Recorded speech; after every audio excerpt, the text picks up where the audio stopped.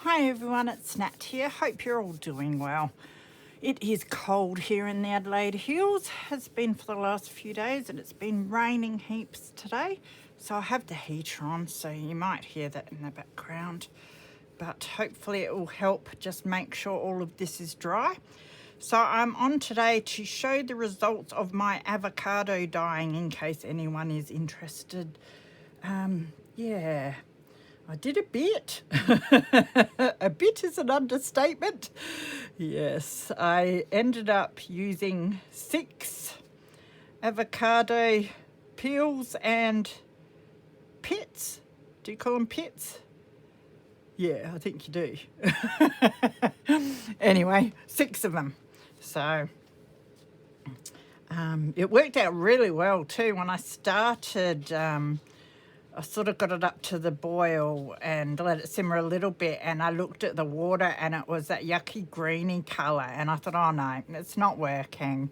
And I thought, well, I'm just going to persist with it anyway because I'll be able to dye the papers this awful greeny colour and use them for my frog journal. So that was the plan. But after a bit of time, it did turn this beautiful reddish pinkish colour. So I was so happy with it. So yes, I did heaps of papers. So I did a whole heap. I did actually leave them in for a while, which I don't usually do because I do find it, the edges, tear when you try and pull them out and that. But I was careful and managed to not tear them all. Also, I think I'll be cutting the edges off for my projects anyway. So that one turned out all right. But they're beautiful. You can, of course, go ahead and drip all over them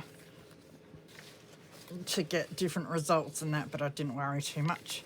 And you can see they're even different shades, dependent on whether they were the first batch or second batch. I know the second I did some more and I added a bit more water. But as you use it up, it gets a bit stronger in that. And if you leave them in for a bit longer, I know with some papers, I couldn't fit them all out to dry. So I left some together in a tub and they were still wet the next day. So they'd probably dyed a little more. So yeah, heaps of this was just plain cheap copy paper. I did piles of that. I didn't want to waste any of it, but I ended up chucking some down the sink because 2 days of it was enough. This has faint lines because I put a pile of them on racks to dry off and to finish drying. Usually I lie them out on my bench top on some towels and greaseproof paper to dry, but then I piled them up and put them onto the racks, so some of them have the rack lines, which I quite like. Lots of the plain ones. Thought I'd do as many as I could really, and then I won't have to do it again for a while. My poor son, he's cursing avocado dyeing now. That one's got some nice colour on it. Because he goes to eat dinner and there's he goes to cook dinner and there's no room for him to cook. And then he goes to sit at the table and eat dinner and there's no room at the table to eat dinner because I'd used the kitchen table and the kitchen bench. So these ones I put some paper doilies on top of. I didn't, however, do it the usual way I do, so it didn't come up with too much of the pattern, but I don't mind. I still like just the faint pattern that's on there. Usually what I do is dip the paper, pull it out, put it on the table, put a doily on top and then paint over the top of the doily, and that gives me a stronger doily pattern. This one had smaller doilies on top, so yeah, you can't see much of the doily pattern. But as I said, I don't mind, it's just added a bit of difference to the papers. So there's a few of those as well. Beautiful colours. Move those ones out of the way.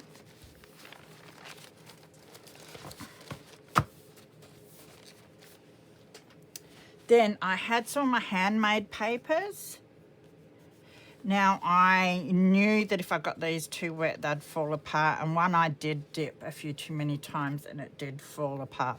So with these ones, I think I just sprinkled some water on top and let it sort of bleed in a bit. Just added a bit of colour that way. I quite like those.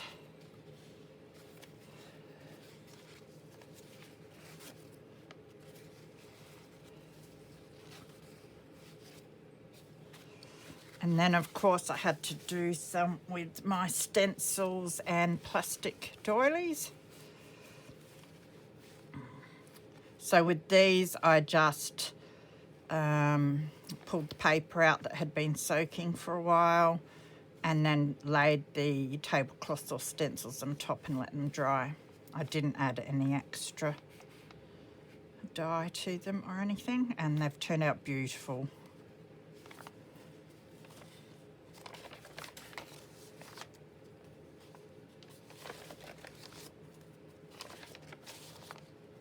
So the stencils worked a lot nicer and clearer than the plastic tablecloths.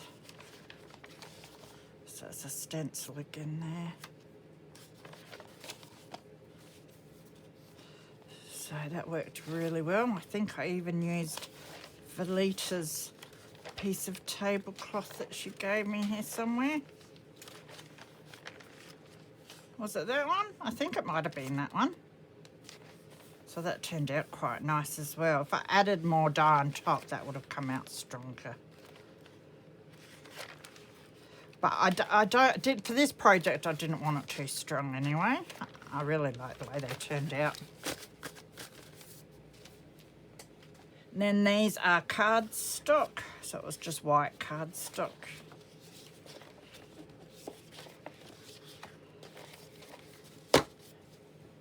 Okay, next I have little envelopes. So the dye had pulled on them in some areas, so that's created some nice patterns. They're the tops of my envelopes. I know someone did comment on, I think it was one of my photos, because I did put a photo in a group of the dyeing that I was doing, and she said that her envelopes sort of come apart. And I said, oh, these ones haven't, but they did come apart as far as these did come off. But I think they were ripped open or cut open along there anyway, so they just, the glue unstuck. So, but otherwise they didn't come apart, probably because the glue on these ones was pretty good. I did some CD envelopes. So they've turned out very nicely. Quite light pink. I did business envelopes. Some of them turned out nice and grungy. I think these were left overnight. Yeah, they're a lot darker than the other ones.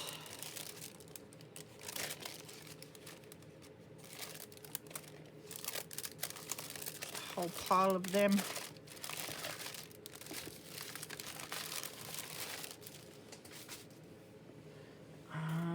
I grabbed I just ran around the place grabbing a whole lot of white stuff. So, a couple of little tags.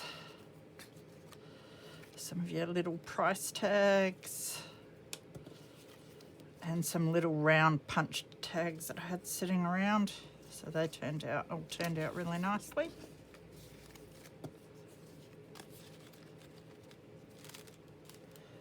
Then I did a stack of different index cards. So I've got these graph ones.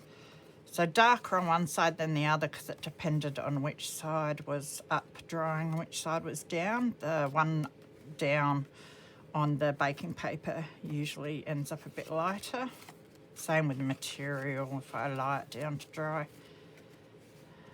And then these smaller index cards and the really big ones.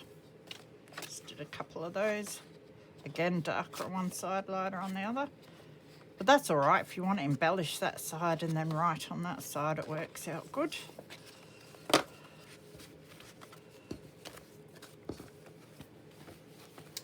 I did a couple of coffee filters. So they're the bigger ones. And then of course I had to do a stack of doilies. So these are the doilies that I put on the papers. Now I did dip these, which worked all right for the ones that are sort of more plasticky. They didn't break. I think some of these are 2 in one. Yeah, that's all right. The colour actually went through them a bit, which is all right. They're quite nice. But the ones that are a bit flimsier, you know, you dip them and they almost fall to bits. So usually what I do is, as I said, I dip the paper, put the doily on dry and then paint over the doily, and that way it lays flatter and it doesn't rip. So yeah, whole heap of doilies, lots of the little ones. I've got these recently, they're vintage embossed ones. Might have to ink over the top because the embossing doesn't stand out as much now on those. Some of these bigger ones, I just think they're beautiful. It's another embossed one. Some of these huge ones. So yeah, a bit wrinkly because they didn't end up lying flat. I reckon this one might be 2 up, yep. It was very hard pulling them apart with gloves on.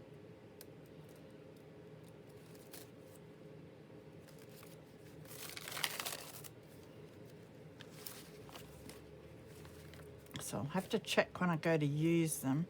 Although if you're using them as a page, it's almost better to have them 2 up anyway.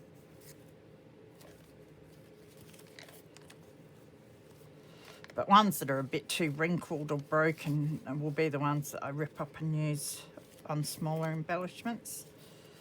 Got these rectangular ones. Thought there's no point going to the trouble of making the avocado dye and only doing a little bit of dyeing. That's why I thought I might as well do a whole heap.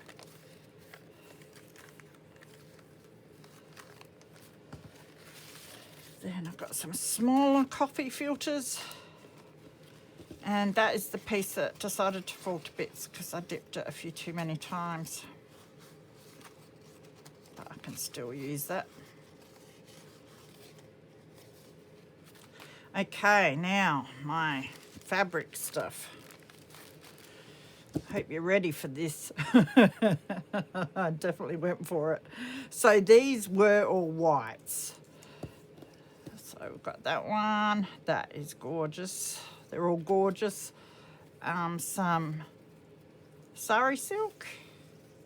It's a real light pink.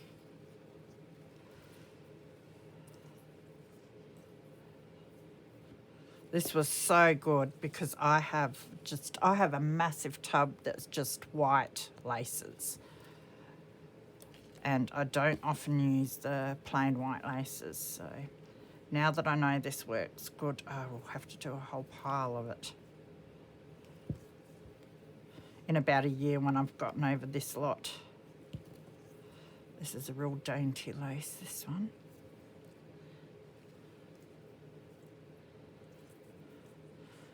So of course with the more synthetic ones, they didn't colour up as much as the natural fibres, which I think is the norm. I'm not 100% sure because I'm not an expert at this.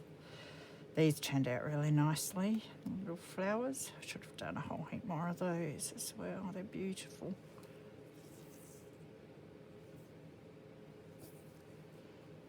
Some of Witchcraft Do You Do's seam binding that the lovely Velita gave me. Thank you so much, Velita. It was so cool because she gave me the plain stuff, which is awesome, so I can dye it whatever colour I want. And look at that. It is beautiful. Turned out just awesome. So I made sure I grabbed a whole pile of that today. Got a little bit of these flowers, which I can cut apart. And this stuff. And you can see quite well on this, it's darker on one side and lighter on the other.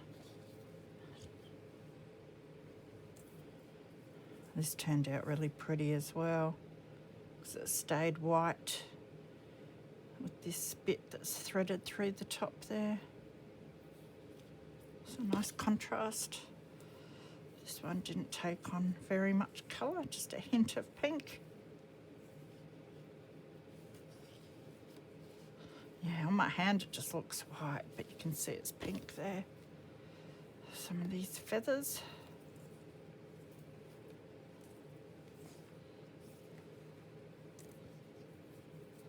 This is beautiful, more of a tattered or crocheted lace.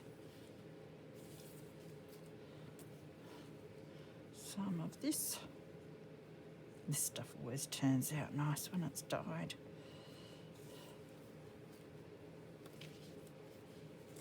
Some more of your crocheted stuff.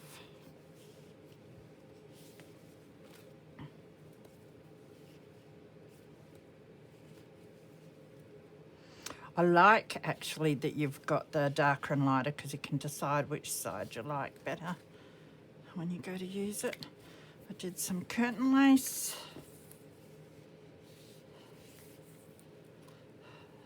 Some of this, great for layering.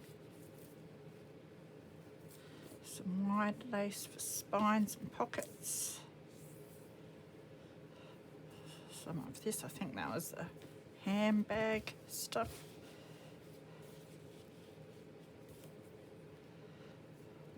It's a table runner.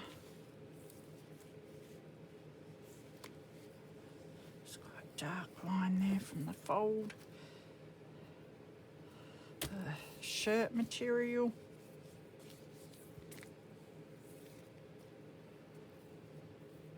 Some of this mesh.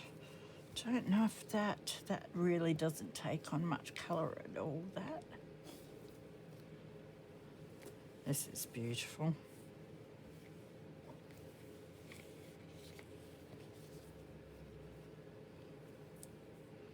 This is bandage, your gauze, medical gauze. That turned out awesome. Should have done the whole roll. I knew I should. I had 2 rolls here and I went to grab it. I was going to do the whole roll and then I was like, no. You might want other colours in the future. But yeah, looking at that, I probably should have done the whole roll. This stuff, it's stretchy stuff. But that turned out really nice as well. I'm not sure what this is. I think it's for curtains. It's very thick, very, very strong too. One, it's not really thick, but it's very strong. I didn't lie about that. Great for spines. And I did cut a bit off when I had cut a hole in a spine. In my owl journals, there were a few nicks in the spine and I thought I'd repair them with this because it's very, very strong stuff. So I thought I'd dye some of that. And then we've got the little bits. I'll show you just a couple of each of them because I'll show you. I've just got them on this baking rack at the moment so the air can circulate. Make sure that they're completely dry before I put them away. So I'll just grab a few of the different pieces to show you out of that lot. Now these came from the lovely Ruth Burr. Thank you, Ruth. She gave me these little bits, so I thought I would dye them. They've taken on a bit of colour, real nice, subtle. They're going to be lovely to use. Now, so they're all my cut-out doily pieces.